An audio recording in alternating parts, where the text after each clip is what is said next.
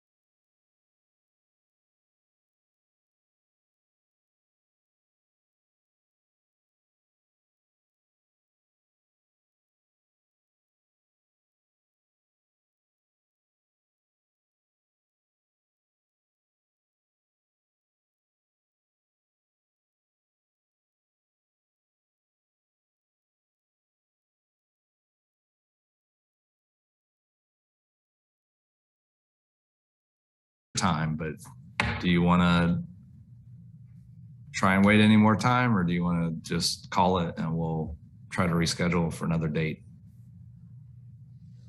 I can wait a little bit longer. Larry, what do you think? Larry, you're on mute.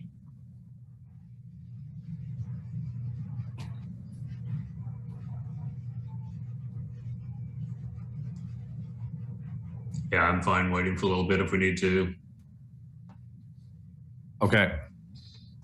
Then I think we'll resume the recording, and maybe just, do you want to go 5 minutes, or do you want to, what is your preference? So did you like shoot out emails or what? Yeah, well, the only one who said he was going to be here was Tim. So I tried to get a hold of Tim. I can try and get a hold of Claire and Ethan. I believe Ethan is on jury duty. Okay. Sure. So I will say give it 5 more minutes. Okay. Hold on just 1 second, and we are recording. Recording in progress. This is Amber, Vice Chair, and we are going to wait an additional 5 minutes to see if we can get a full quorum.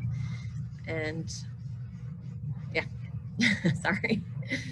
We'll recess for 5 minutes. Recording stopped. Very good. I will try one more time to see if I can find his, I don't think I have his phone number.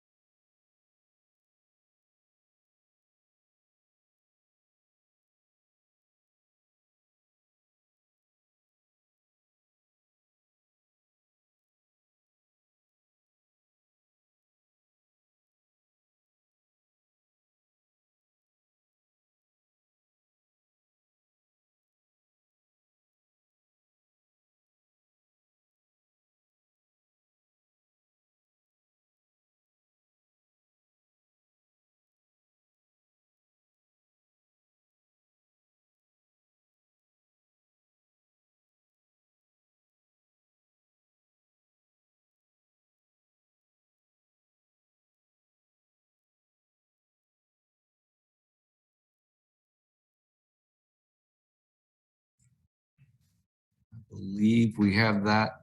We're at that time. There's Larry.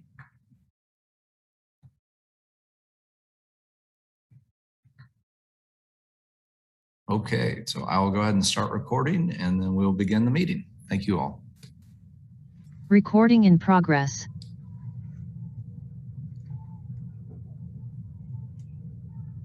Good afternoon. This is the Sales Tax Audit Committee meeting on October 27th. And before we get started, we'll need to do a roll call vote. And we'll start with Vice Chair Amber Nickel. A vote to approve minutes. No, roll call for who's Sorry. present. Amber Nickel, Vice Chair. And Tim Giblin. Present. And Larry Chance. Larry Chance, present. 3 members being present. A quorum is here, so we are ready to start the meeting.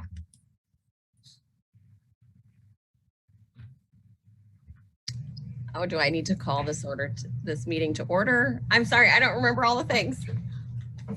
Yes, if you just want to call the meeting to order, and then approval of the minutes is the first thing on the agenda. Okay, well, I will call this meeting to order, and we need to approve the minutes of the July meeting. Do I have a motion? So moved. In a second. Tim. Great. All those in favor say aye. Aye. All right, the minutes for the July meeting have been approved. And now, do we need to approve the second quarter report with the adjustment? Jeremy Wilmoth, Finance Director. Yes, at your last meeting in July, we were going through here and we noticed a typo in the public housing sales tax. And so that typo has been corrected. And so now the report is ready for your consideration. Okay, does anybody need time to review the second quarter? Good. No. Okay, then I will hear a motion to approve the second quarter report. Tim Giblin, board member. I'll motion to approve the Larry Chance, second. Okay, with the motion by Tim and a second by Larry, all those in favor say aye. Aye. And we have approved the second quarter report. And now, Jeremy, are you going to present the third quarter? Okay. Yes.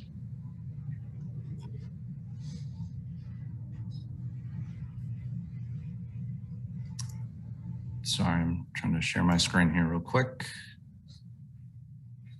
Can everybody see the report? Yes. Very good. Jeremy Wilmoth, Finance Director. This is the third quarter report for the fiscal year 2021. The report's going to look a little bit different than it has in the past. As we discussed, it's part of the internal change that the city has made for the tracking of capital projects is that they're all recorded into one fund. And so in essence, what we're showing you now are the transfers out of the sales tax fund for street and infrastructure projects into the capital fund, and then how much of that has been spent. So for purposes of the report, we're only looking at the expenditures and not the transfers. But if you flip to, I believe, the 4th page, here, the first thing you'll notice are the projects that are funded by the sales tax. And so that these are the dollars that have been transferred.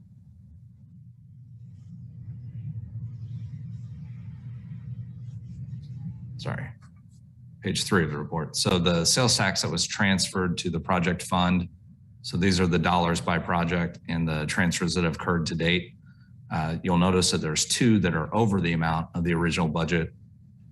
And that's simply because they had leftover money from 2020 that was also transferred to the capital fund to continue the project into 2021. So the original budget called for 12.3 million to be transferred from the capital sales tax fund to the capital project fund. We've actually transferred just a little over $13 million. To make it just a little bit more confusing, there are some older projects that the contract was in the capital sales tax fund. So rather than move those and lose that history, they're still being paid for out of the capital sales tax fund. So that's these projects here that are listed. So we've transferred $13 million and we've spent 1.6 million. So the total sales tax investment in capital projects is 14.7 million. And then an analysis of how that money that's been transferred has been spent. So of the transferred dollars, 62,000 has been spent on capital projects and 1.6 million has been spent on maintenance projects.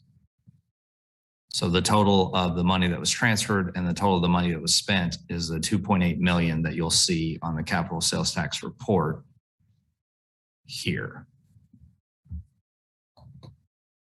I want to pause and give you all a chance to review that. I know it's a little different than what we've done in the past, but we want to honor the commitment of this committee, which is to track how sales tax dollars are spent.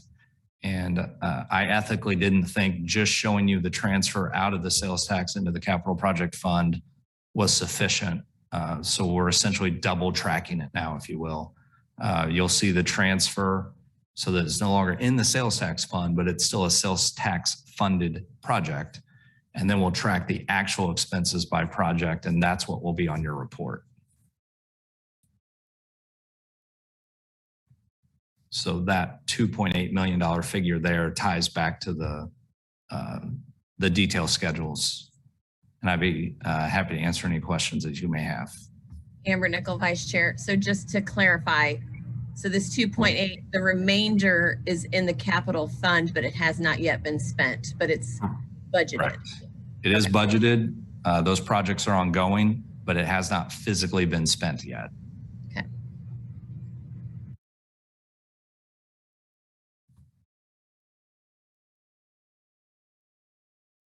So the way the standard report reads, we had $533,000 of unspent sales tax from the previous quarter.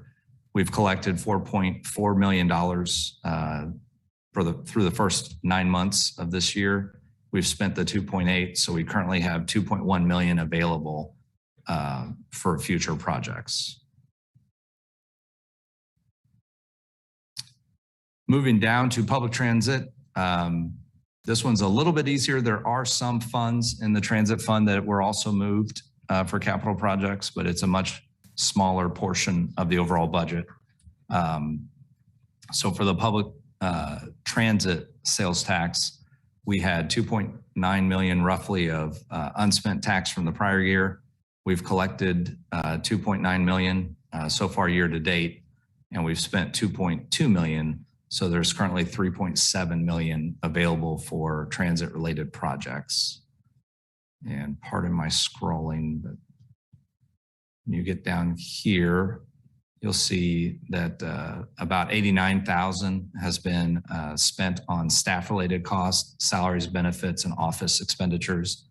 And then the earmarked project expenses for the transit operating costs, we've spent 1.8 million. We did the transfer from this sales tax to the capital fund for the multimodal facility. And then we have about $242,000 that we've spent on shelters and amenities to those shelters. You can see some concrete work, improving the shelters, some just basic cleaning as well, and then some repairs. And then lastly, we transferred $2.7 million to a grant fund to match a grant that the city received for electric buses. And so we're tracking those here. So the multimodal facility, the 3.5 million that's been transferred, we've physically spent about $170,000 on design and planning of that facility. And then of the 2.7 million that we've transferred for the transit buses, we've spent 100,000 for the grant manager who's managing that grant on our behalf. So then in actual dollars, the transit sales tax spent 269,000. And on the costs that stayed within the sales tax, 2.1 million. So 2.4 million is what's been fully spent. Splitting that out between the two sales taxes, the 0.2% for transit is 2.2 million, and then the special tax that expired, that was set aside for that multimodal facility, we have spent almost $70,000. So, pardon my scroll back to the report. That is the 2.2 million we have there, and the 170,000 in the half a cent for public transit expanded programs. And I'd be happy to answer any questions that you all may have on public transit.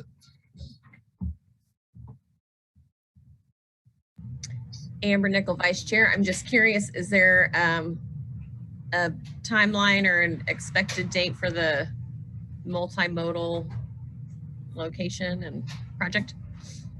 Jeremy Wilmoth, Finance Director. So if you've been seen on our social media or in the paper, the city's in a pretty extensive public engagement process to make sure that public input is taken into account for the future design and function of the facility. And so I believe that's pushed the timeline out a little bit from our previous estimate of being done by the end of 2022. But I believe that it's still slated to be done by the middle of 2023. Is that? I think the last time I spoke with Adam, that was sort of the changed timeline now. So part of what's going on right now is with our consultants hearing from the public about what they would like to see in this facility and also a downtown facility. Once all those comments have been assimilated, then a design will be put together. And then we should really see, some pretty significant cost for that project. Thank you.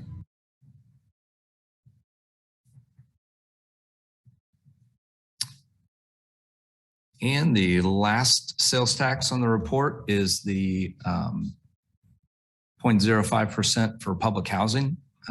As you can see, we had 834,000 from prior years.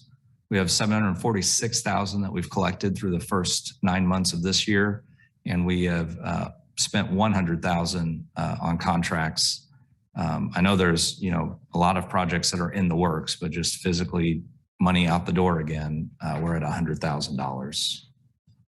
And so there's currently 1.4 million of housing sales tax available.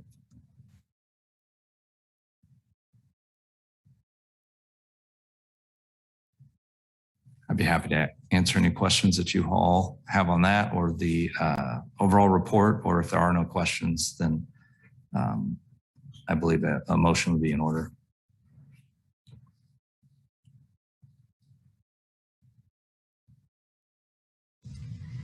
All right, seeing no questions, this is Amber Nickel, Vice Chair. A motion to approve the third quarter report. Larry Chance, so moved. Second. Moved by Larry, second by Tim. All those in favor say aye. Aye. Aye. Aye. And the motion is approved. Very good. The next item on the agenda is public comment. There is no one at City Hall and there is no one on Zoom that is requested to make a public comment.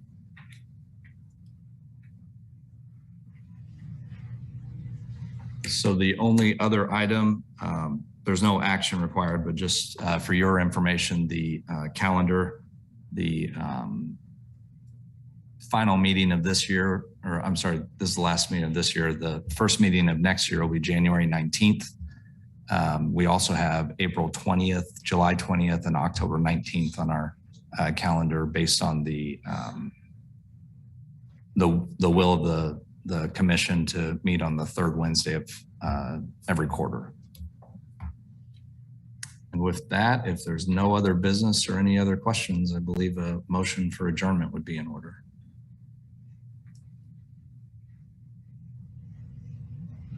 Do I need I to? will motion that Tim Gilpin, board member, a motion that we adjourn. Larry Chance, a second. Okay. All those in favor, say aye. Aye. Aye. And with that, we are adjourned. Do we need to do anything else, Jeremy? That's it. All right. Thank you so much. Thanks, everybody.